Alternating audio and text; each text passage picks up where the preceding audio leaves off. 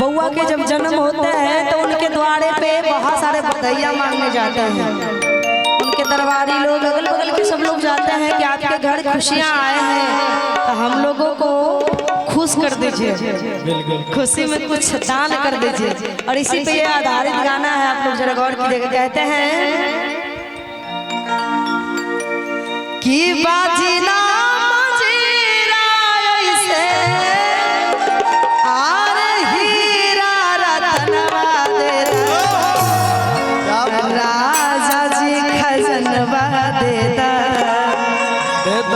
रानी होगा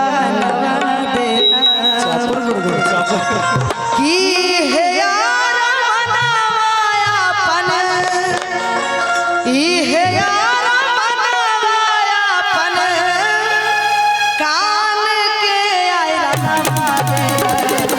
राजा जी खजनवा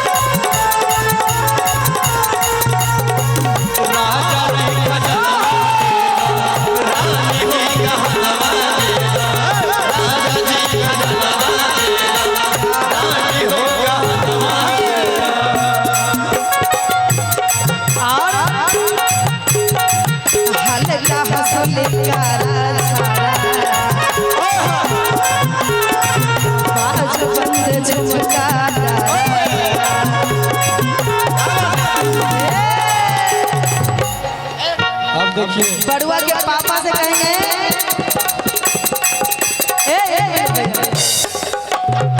इधर इधर बउआ के पापा से कहेंगे कि ये 10 टकिया लुटाने से कुछ होने वाला नहीं है। हम लोगों को एगो सोना के हंसू लेते थे, 500 लुटाइएगा तो मनो खुश रहेगा। ये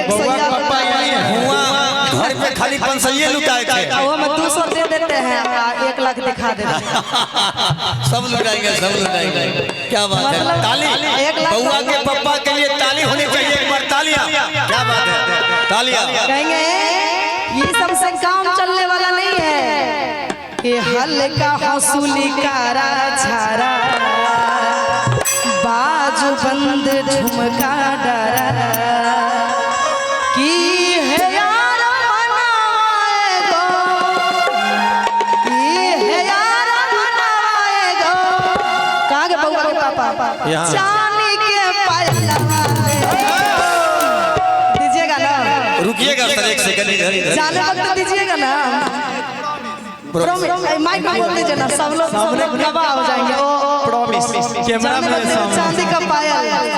अच्छा अच्छा, क्या बात है, अब वीडियो रिकॉर्ड हो गया। हाँ बिल्कुल विश्वास है। इतना खुश कोई रहता है, देखिए कितना खुश है। बहुत बहुत धन्यवाद, आप बहुत खुश नजर आ रहे हैं।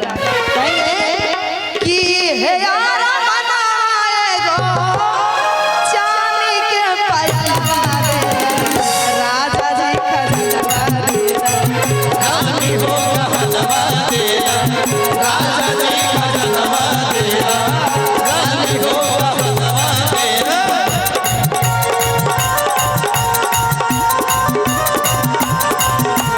मोरे लिए जा कि अपना राजा जी के दिलवा का, मोरे लिए जा कि अपना राजा जी के दिलवा का, मोरे लिए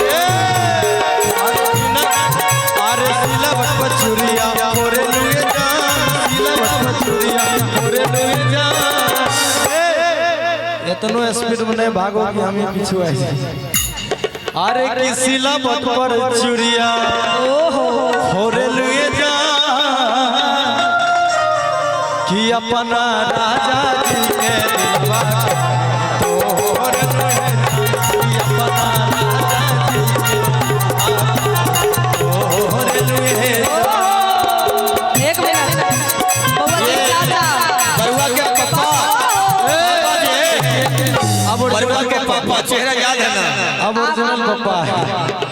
अच्छा बड़े पापा।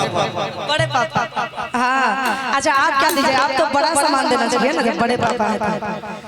ये 100 से कम चलने वाला दिखा रहा है, 5000 दे रहा है 100। अच्छा क्या बात है, ताली हो जाए भाई के लिए, जोरदार ताली हो जाए। अभी तो शुरुआत है, अभी तो आगाज है मैडम, अभी तो जब आगाज इतना अच्छा तो अंत कितना अच्छा होगा। बीच में पड़ेगा ज्यादा। बिल्कुल बिल्कुल घबराइए नहीं, क्या बात है, क्या कहेंगे बिल्कुल के पाँव के पजनिया देता,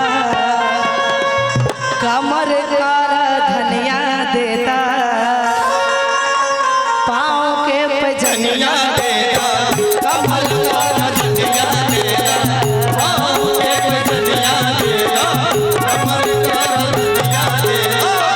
ये है बापी तरवाए गो, ये है बापी तरवाए गो, कल्ला ले हंसिया दे, राजा जी का जनवा देता, रानी हो जनवा देता, राजा जी का जनवा देता।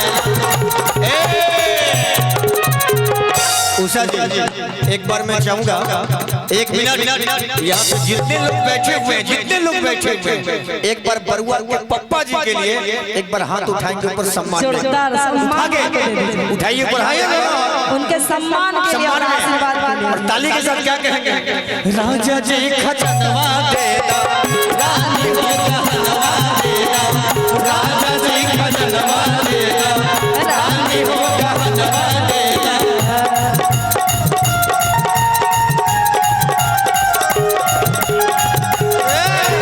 चल गए गंगा के पानी, आई से कौनी खान गजब तोहर जवानी, आई से कौनी खान गजब तोहर जवानी।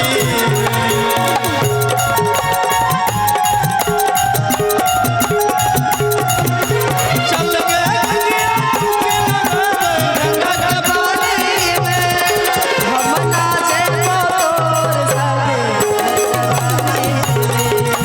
हम नाचे और साजे जवानी। आजा जी खजनवा देता, रानी हो खजनवा देता, आजा जी खजनवा देता, रानी हो खजनवा। कुछ लोग ऐसे होते हैं, सब लोग तो बधाइयाँ मांगने जाते हैं, लेकिन हमारे एंकर जैसा लोग रहते हैं, वो कहते हैं हमको कुछ नहीं चाहिए, हमारा तक होना चाहिए,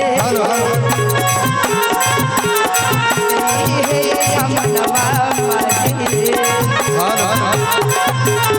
हमारा तक होना चाहिए, ये समनवा चाहिए।